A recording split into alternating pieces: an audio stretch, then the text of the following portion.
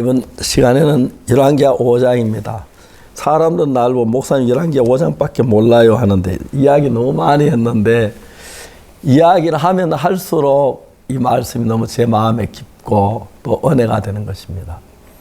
여기 선지자 성도의 죄송합니다. 아람왕의 군대 장관 나아만이 갔는데 그 계집종이 잡혀왔습니다. 이 이야기는 너무너무 신비한 것이 계집종이 처음에 잡혀왔을 때 하는 내가 뭘 잘못해 잡혀왔어요.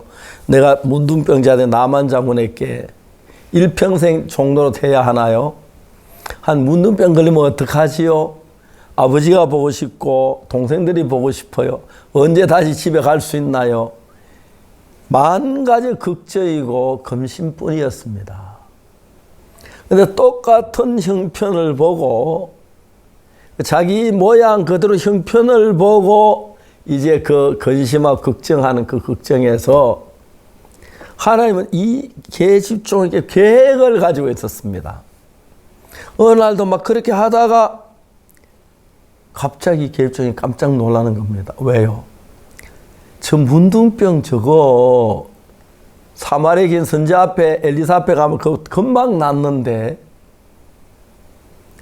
그러면 그 마음이 일어나면서 이제 그 계집종의 마음에 문둥병자 된 나만 장군만 그 속에 새겨진 게 아니고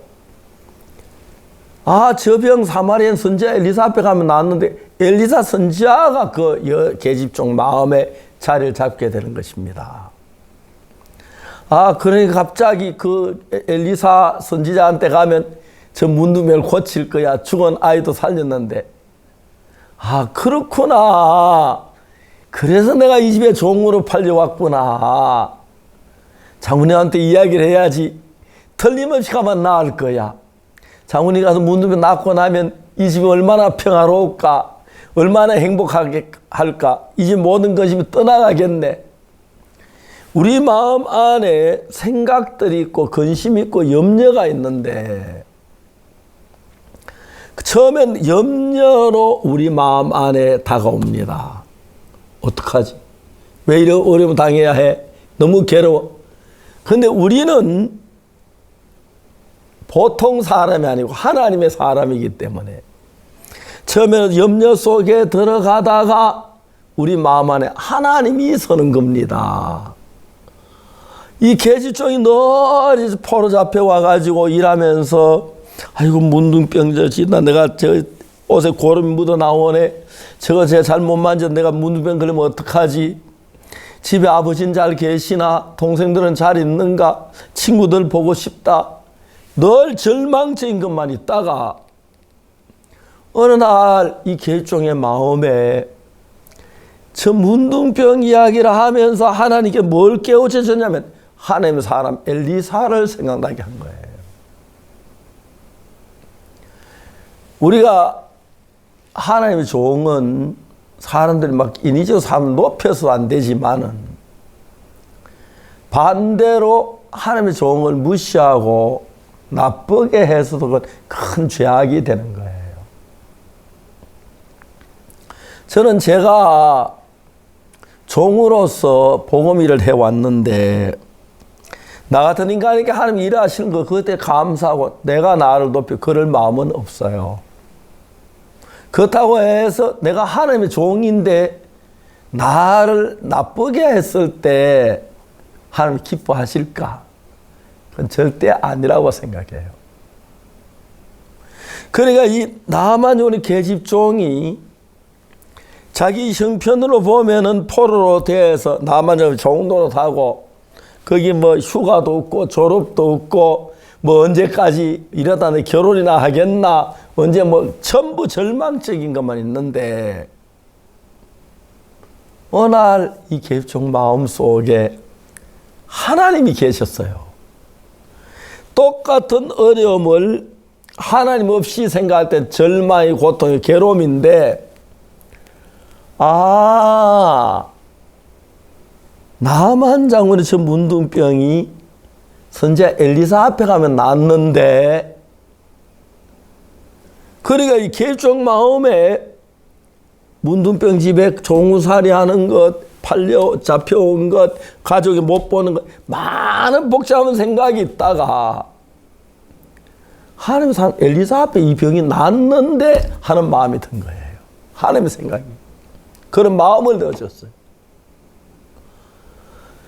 아, 그래서 내가 여기 잡혀왔구나. 문둥병을 장문이 가서 나아가 오면 이 집이 달라지겠네. 평화로워지겠네. 전 자주 간증을 했습니다만 어릴 때 배하고 도둑질을 많이 해서 남의 집에 밀도 꺾어서 구워 먹고 감자도 캐 먹고 참외도 따 먹고 사과 따 먹고 정말 도둑질을 많이 난 지옥 가면 지옥 간다 확실하게 믿었어요. 그런데 이제 그런 상태 보면 난 너무 비참한 인간인데 내가 그런 정말 나쁘고 죄를 지은 내가 죄인인데 지옥 가야 해서 예수님이 내 마음에 다시 떠오르기 시작한 거예요. 아, 예수님 내 죄를 죽으셨지. 내 죄 사하셨는데 전혀 내가 달라지는 거예요. 날 위해 피 흘려 죽어 내 죄를 씻으셨는데 그 내 마음 안에 예수님이 살아 계시면서 여러분 오늘 이 세상에 많은 사람들이 교회를 다녀도 자기 속에 죄 지은 기억만 있지 예수님 내 살아 계시는 걸 몰라 그렇지. 내가 어떤 형편에 있든지 간에 예수님 나와 하나가 되면 그 문제는 예수님의 문제가 되고 어떤 악이나 어떤 죄나 어떤 잘못 그게 다 해결이 되는 거예요. 나만요 우리 개입적으로 그냥 자기 형편만 봐 너무 처참하고 어려웠는데 어느 날 이 병 선지자 엘리사 앞에 가면 낫는데 그래서 내가 여기 잡혀왔구나. 이야기해야겠다. 나만 장군이 가서 문 나오면 얼마나 기쁠까. 똑같은 이치도 있는데 반대편에 절망이고 고통이고 괴로움이고 슬픔이고 염려밖에 없어요. 그러나 생각을 딱 바꾸고 나니까 반대로 기쁨과 감사 넘치는 거예요. 다시 말해서 내가 지난 지은 죄, 악 이런 것들 보면 절망스럽지만은 예수님이 내 마음 안에 계시면 그 죄가 다 없어져요. 십자가 피로서 거룩해져요. 의로워져요. 내 마음 평안이 와요. 기쁨이 와요. 이게 마음 안에서 일어나는 거예요. 저는 그래서 하도 도둑질 말고 죄를 많이 지옥 간다고 믿고 늘 고통 속에 있었어요. 제 사해달라고 울며 기도도 많이 했어요. 그러다가 1962년 10월 7일 예수님이 내 죄를 십자가에 씻었다는 그 마음이 들어왔어요. 지금까지 나하고 죄만 있을 땐 절망뿐인데 내가 있고 죄가 있고 그 예수님이 있으니까 달라지는 거예요. 내가 지은 죄가 있고 나하고 둘이만 있을 때 난 죄에 이끌려 다녀야 하는데 내가 죄를 짓고 악을 저지른 악한 인간인데 예수님이 오시니까 내 죄를 다 내가 쫓아주시고 씻어주시고 정결케 하시니까 내가 의롭다 소리를 할 수가 있는 거예요. 내가 거룩하다, 내 죄가 씻어졌다, 내가 정말 감사하다. 그게 사실인 거예요. 내가 죄가 씻어진 게 내가 고백을 하나 용서해 달라고 해서 그런 게 아니고 아무 말도 안 했는데 예수님이 십자가에 내 죄 다 씻어주셨어요. 내 죄가 씻어졌다. 내가 사람이 돈 사람처럼 내 죄가 씻어졌다. 내 죄가 씻어졌다. 내가 의롭다. 성경이 그렇게 말했어. 하나님 말씀하니 나를 의롭다고 하셨어. 죄 없다고 하셨어. 깨끗하다고 하셨어. 어느 아침에 죄인에서 바로 의로운 사람이 돼버린 거예요. 그때 내 인생이 달라지기 시작했어요. 어두웠던 인생이 밝아지기 시작했고 또 내가 어떻게 제사함과 끝난 이야기를 많은 사람들이 이야기하면 나처럼 많은 사람도 제사함 받는 이야기 듣고 죄사함을 받고 목사님들이 장로님 제사 받아 기뻐서 어찌할 줄 몰라 끌어안고 울고 삶이 너무 영광스러운 거예요. 오늘 필리핀에서 이제 저녁에 좀 전에 왔는데 남아프리카 공화국에 있는 장관님이 오셨어요. 근데 뭐 잘못돼 가지고 누가 모함을 해서 재판받는 그런 일이 있었어요. 근데 결론적으로 무죄로 드러났어요. 그래서 오늘 마침을 기뻐하고 뭐 참 갔는데 내가 필리핀에 가 있는 동안에 하나님 일을 하셨어요. 그래가지고 오늘 저에게 같이 식사를 했는데 장관이 내일 아침에 가신다. 너무 기뻐하는 거예요. 나쁜 사람들이 그렇게 모함하고 한국말도 모르고 한국에 재판하면 어려울 줄 알고 그렇게 했는 것 같아요. 근데 무죄가 됐다 그러더라고요. 너무 하나님께 감사해요. 그리고 장관님이 그럴 사람이 아니고 제가 잘 아는 분인데 또 그분이 죄를 지었다면 한국에 오지도 않았을 거예요. 처음에 막 죄 지은 것은 그때가 굉장히 어렵고 출국 정지가 되고 그랬는데 하나님은 그게 다 밝혀지고 또 우리 박문택 장로님 변호를 해서 너무 은혜롭게 일이 되어진 거예요. 너무 감사했습니다. 생각해 봐요.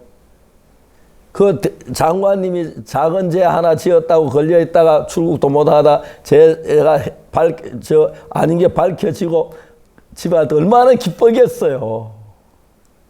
우리도 죄 때문에 막 지옥 가려고 하다 예수 피로 제가 사야지 이제 지옥에 안 가게 돼 얼마나 감사해요.